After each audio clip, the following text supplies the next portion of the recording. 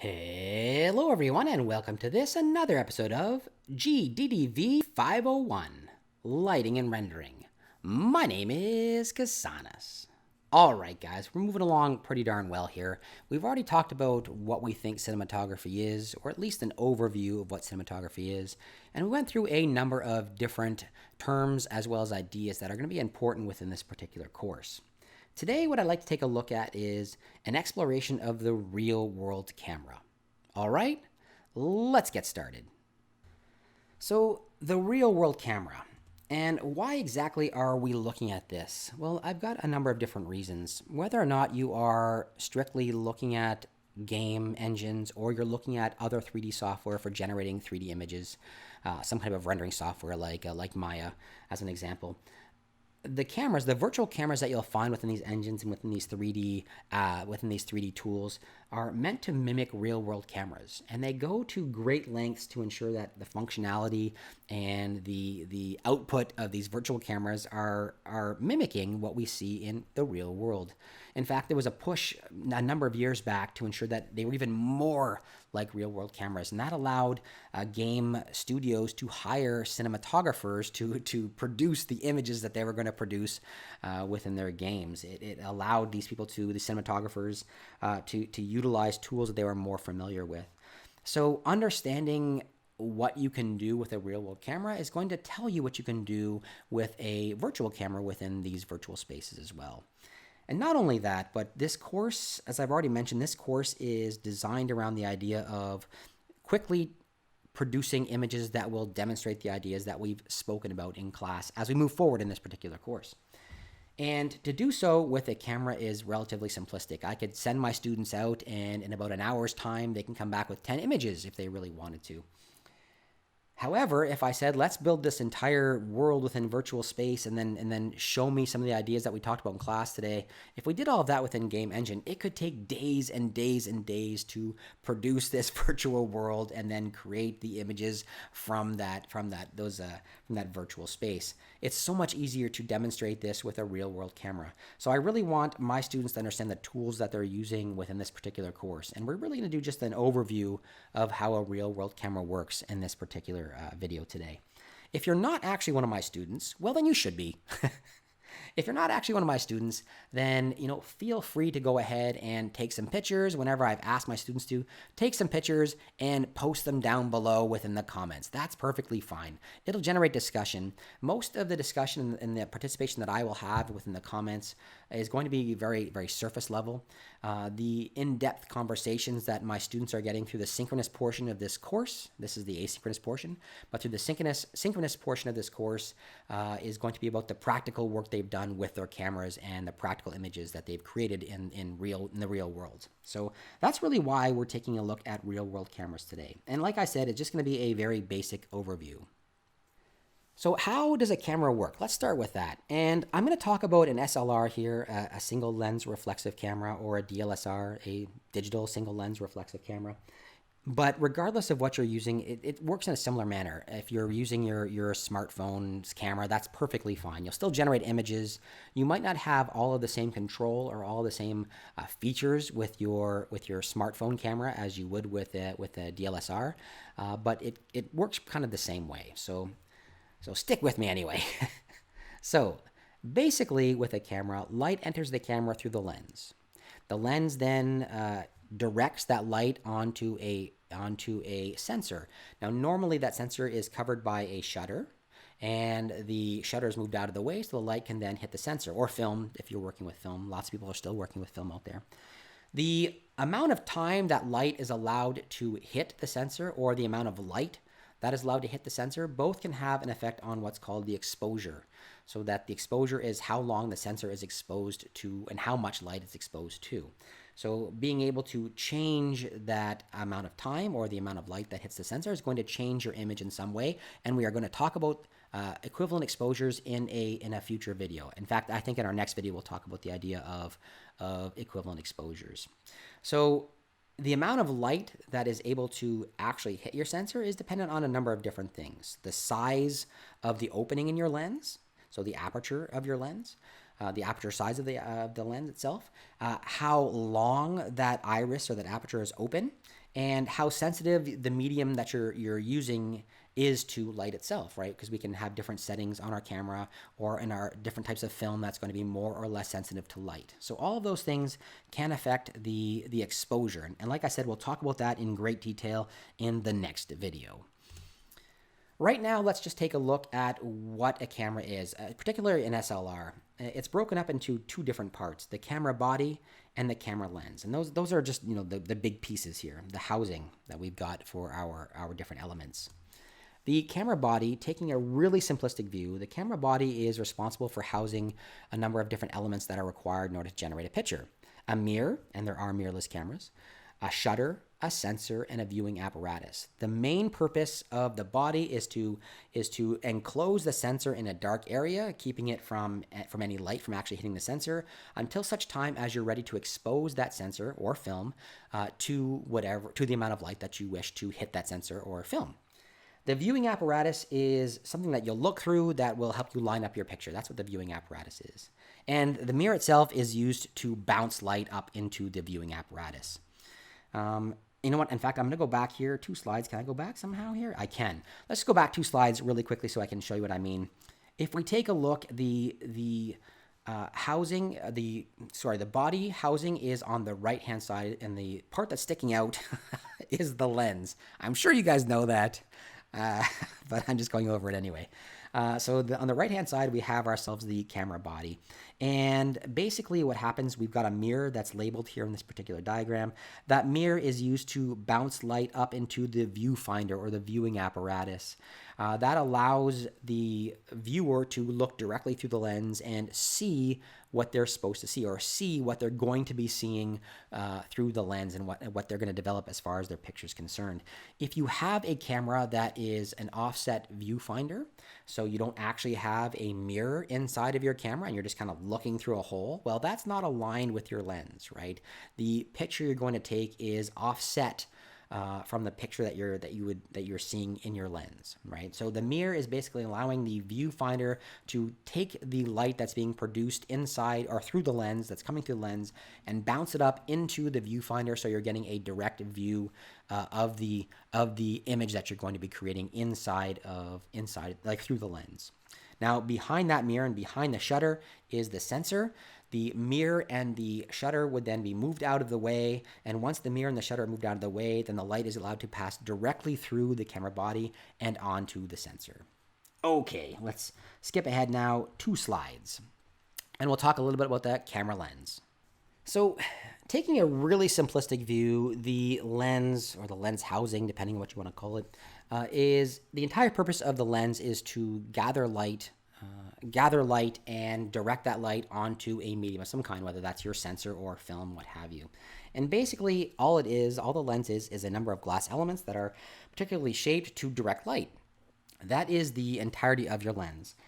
A number of glass elements and the number of glass elements within your lens may vary depending on the type of lens you've got. If you've got a prime lens, you'll have far less elements, and if you've got a zoom lens, and it's as you change the length of the lens itself, it's going to need to direct light differently, right? So you'll have more glass elements within a zoom lens. But the entire purpose for this lens to exist is to take light from the front and direct it onto a very particular location of that of your medium. The other thing that a lens will do, it'll have associated with it what's called the iris.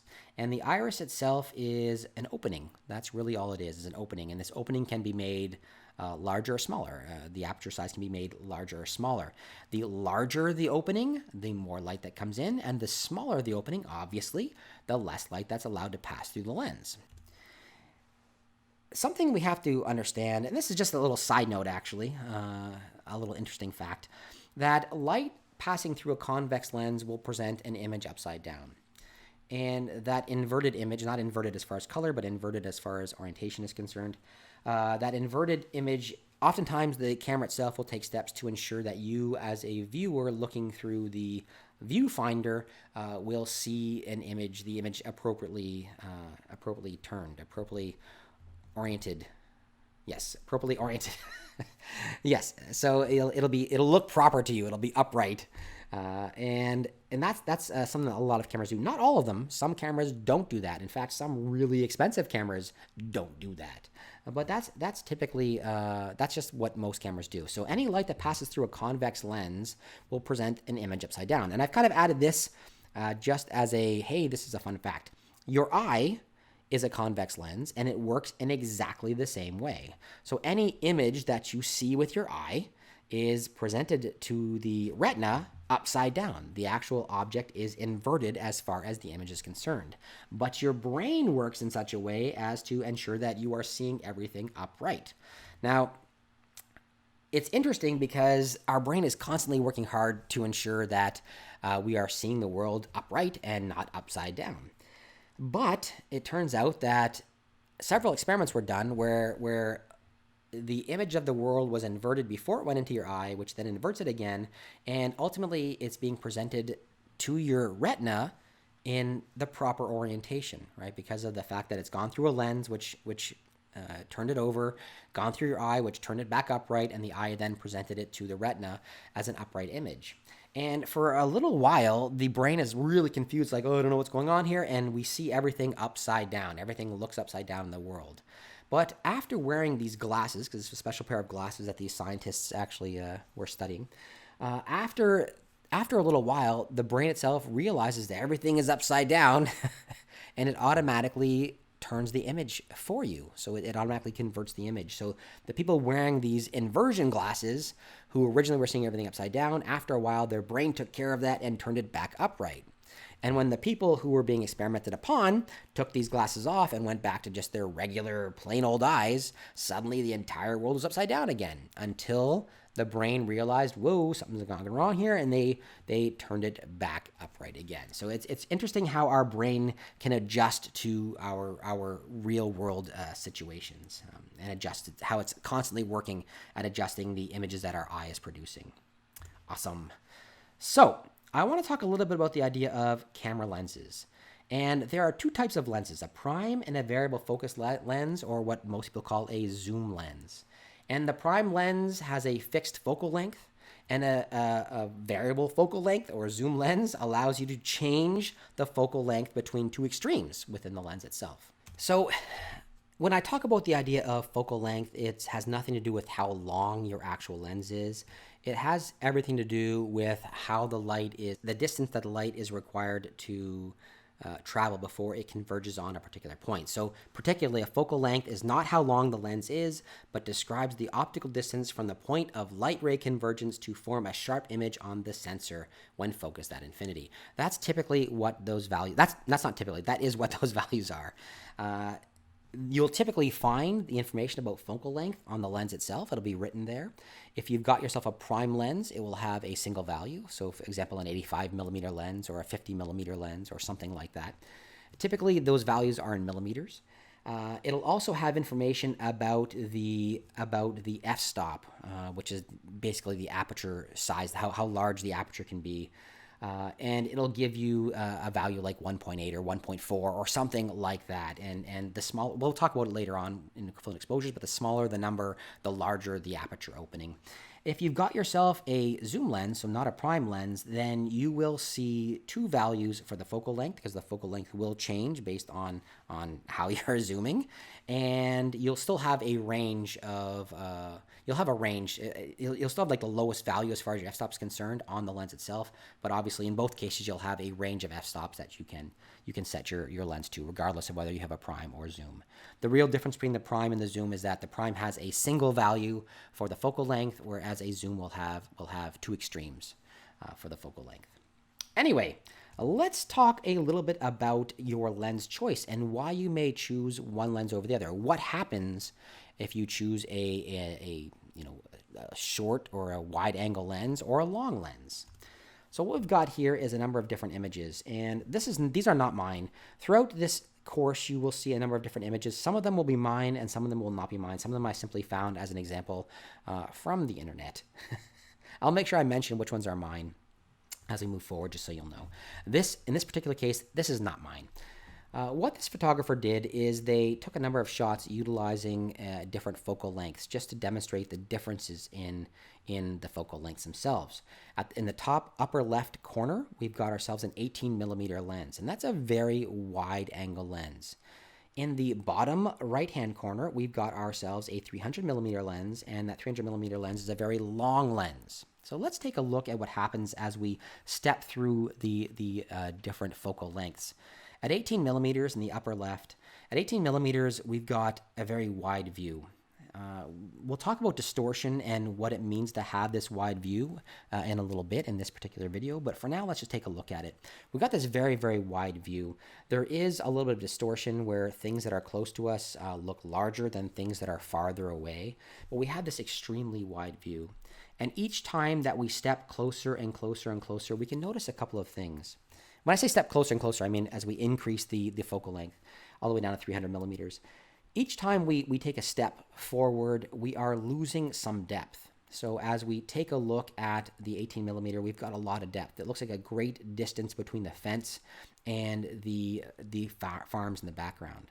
But as we step into the 24 and then the 35 millimeter lens, we can see that we've got a foreshortening of depth. So we've lost some depth. Our image is becoming flatter and flatter and flatter until eventually we hit the 300 millimeter focal length. And at that point in time, we've lost depth.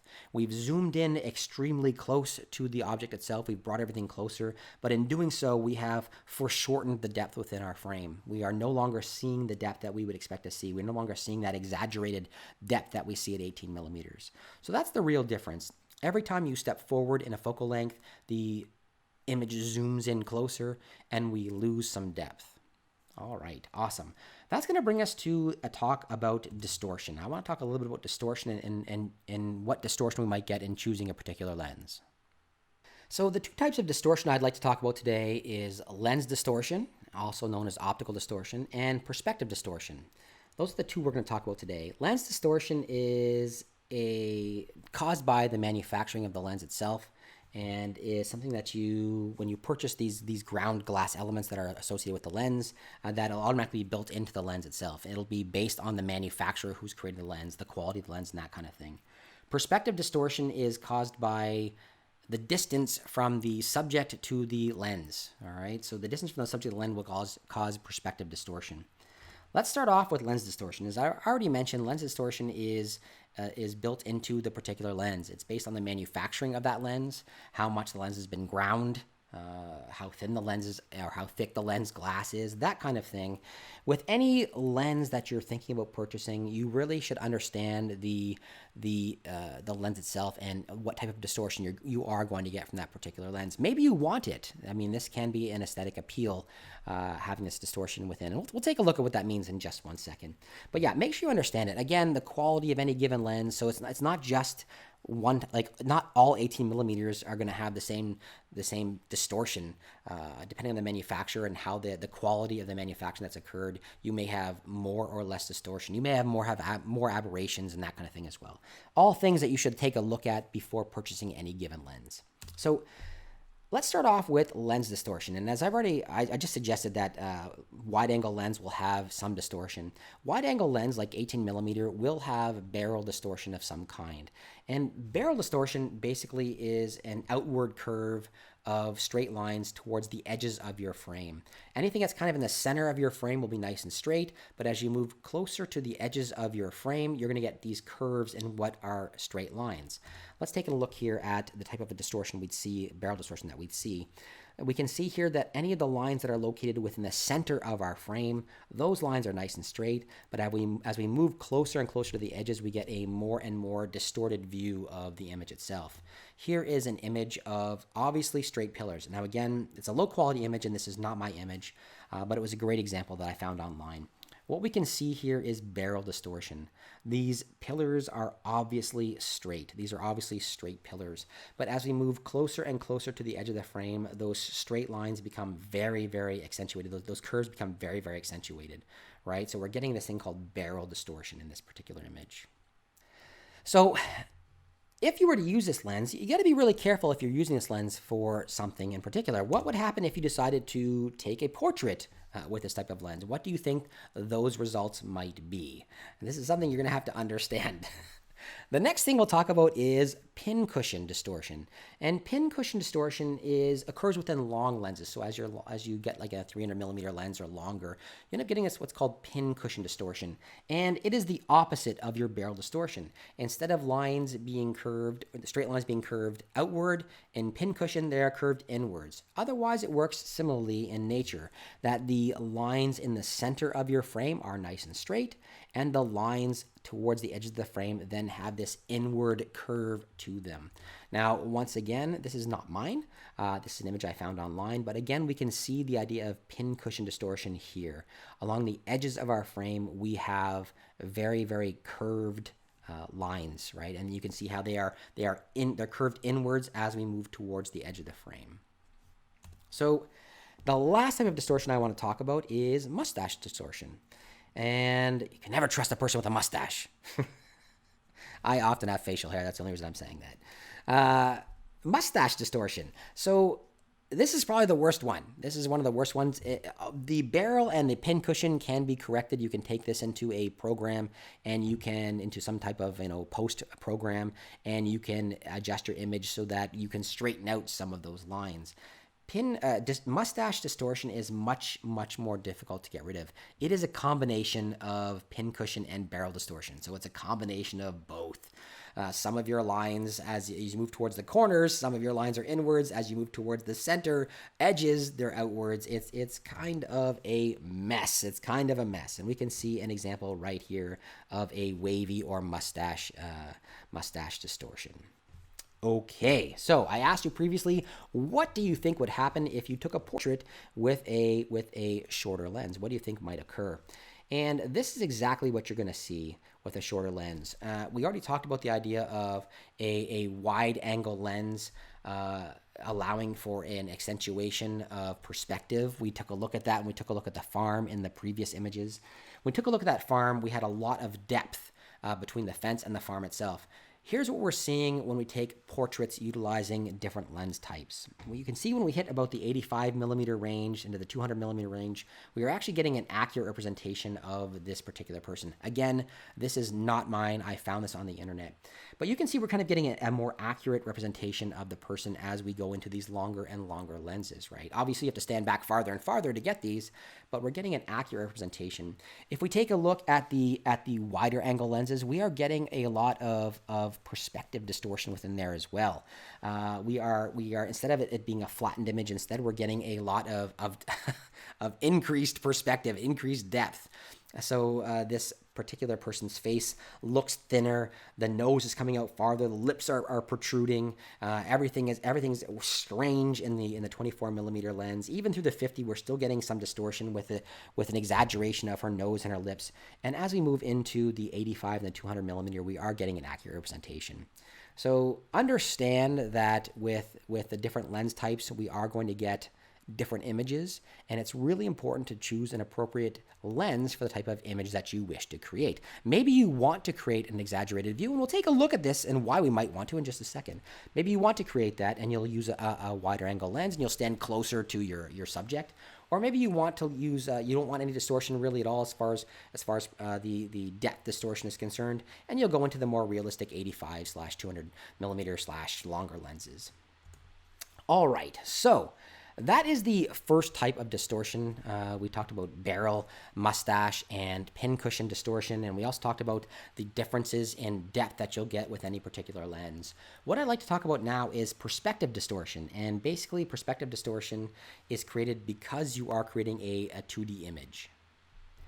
So first of all, we have to understand what perspective is. The art of drawing solid objects on a two-dimensional surface so as to give the right impression of their height, width, depth, and position in relation to each other when viewed from a particular point. That's the dictionary definition of perspective. And basically, perspective distortion is created when we take a 3D environment and we project it onto a 2D surface, right? We are flattening this image, and it in turn is causing a perspective distortion of some kind.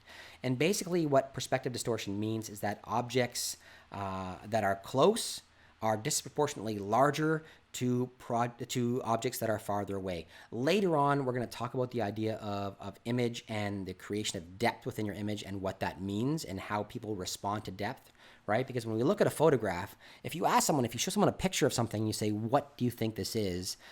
They may just say that's a photograph, or they may actually describe the contents of that particular photo. They might say, oh, it's the Eiffel Tower, right? And they know how large the Eiffel Tower is. They know that a person who's standing closer is a regular person and not a giant. We make these kind of funny images. We'll take a look at some of those in 1 second, actually. We make these funny images where someone is holding up the Eiffel Tower, right? And they look like a giant. Well, that's perspective distortion. So close objects appear disproportionately larger than objects that are farther away. Okay, so there are a lot of different cues with an image that's going to tell us if something is closer or farther away, and we will discuss all that in detail later on when we discuss depth within images. So we do experience this particular phenomena every single day. Basically, our eyes are taking information from a 3D world and they are projecting it onto our retina as a 2D image. So we are experiencing this type of perspective distortion every single day in our real lives. However, we are very adept at understanding depth cues. So we understand when things are closer or farther away based on things like the horizon and objects that we know of a certain size, etc. So every single day we are already experiencing perspective distortion. Now we're going to see this as far as photos are concerned.